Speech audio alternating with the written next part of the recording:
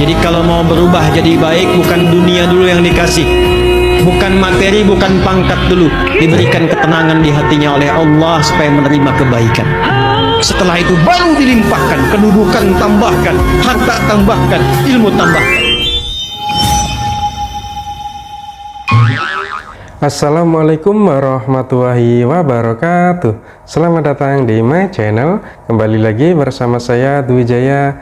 Apa kabar kalian semua? Saya doakan semoga kita semua selalu diberi kesehatan, selalu diberi kelancaran rezeki, dan dimudahkan segala urusan kita semua. Amin. Dan seperti biasa kita akan mengaji bersama, dan kali ini kita akan mendengarkan kajian dari Bapak Ustadz Adi Hidayat. Yuk langsung saja kita simak kajian berikut ini.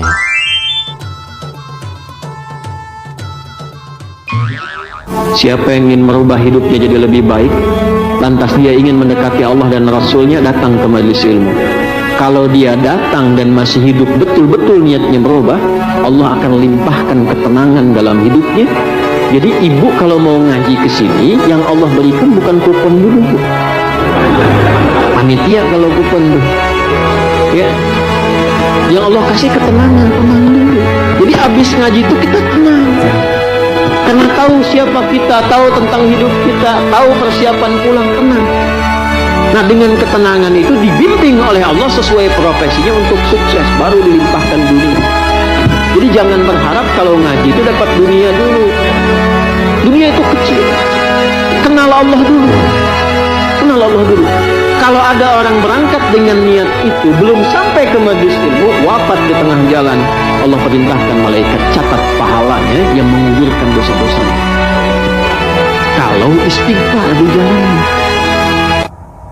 Ya, untuk merubah hidup kita itu menjadi lebih baik, mari kita perbaiki diri kita dengan mengaji, datang ke majelis ilmu untuk belajar agama, kemudian meningkatkan kualitas ibadah kita kepada Allah Subhanahu wa Ta'ala. Dan ingat, kalau kita berangkat ke masjid atau majelis ilmu, itu setiap langkah kita itu akan mendapatkan pahala, akan dihitung sebagai pahala dan menggugurkan dosa-dosa kita. Yuk kita lanjut. Siapa yang bertekad merubah dirinya lebih baik, kalau dia masih ada ajal hidupnya, maka oleh Allah akan dilimpahkan ketenangan. Jadi kalau mau berubah jadi baik, bukan dunia dulu yang dikasih, bukan materi, bukan pangkat dulu, diberikan ketenangan di hatinya oleh Allah supaya menerima kebaikan. Setelah itu baru dilimpahkan, kedudukan tambahkan, harta tambahkan, ilmu tambahkan.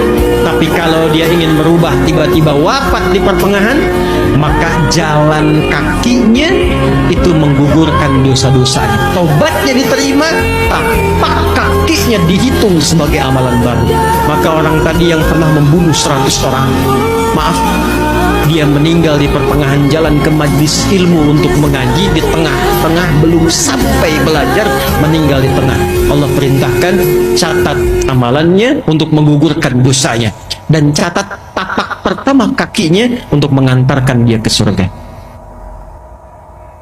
Nah, betul sekali penjelasan dari Bapak Ustadz Adi Hidayat tadi. Ketika kita itu mau merubah hidup kita menjadi lebih baik, menjadi lebih dekat kepada Allah Subhanahu wa Ta'ala, yang mungkin dulunya itu seorang ahli maksiat, kemudian bertobat dan menjadi hamba yang taat kepada Allah, melaksanakan ibadah kepada Allah, maka hidupnya itu pasti akan lebih tenang, lebih damai, tentram seperti itu.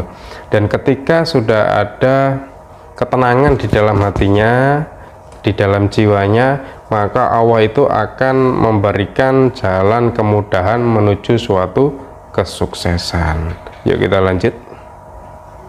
Hal pertama yang dilakukan oleh orang-orang yang ingin membuka lembaran hidupnya dan dia bangun hubungan baik, demi Allah saya katakan, sholat, larinya ke masjid. Dan lihat apa yang terjadi. Yang pertama Allah berikan bukan dunianya dulu, teman-teman. Bukan dunia. Anda punya masalah, terlilit utang piutang dan sebagainya, bukan dilunasi utangnya dulu, tapi ditenangkan dulu hatinya. Nanti dari situ bisa membaca esensi kehidupan. Kemana sebetulnya hidup saya ini? Diajari nanti oleh Allah. Pola hidupmu salah selama ini, makanya terjebak begini. Apa belum tiba waktunya kau menjadi orang yang baik? Apa nggak lihat orang-orang dulu yang pernah dulu begini, lebih buruk dari kamu, sekarang dia bisa jadi orang baik? Maka ditampakkan kisah si fulan. Nggak sengaja lihat YouTube, keluarnya malah sesuai dengan apa yang kita butuhkan. Dibuka. Ya mungkin kita juga pernah mengalaminya. Misalnya ketika kita punya suatu masalah, nah waktu itu kita buka YouTube ataupun TikTok, kita scroll video, kemudian muncullah video yang sesuai dengan masalah hidup kita, atau mungkin video yang itu sebagai pengingat untuk diri kita supaya menjadi lebih baik lagi.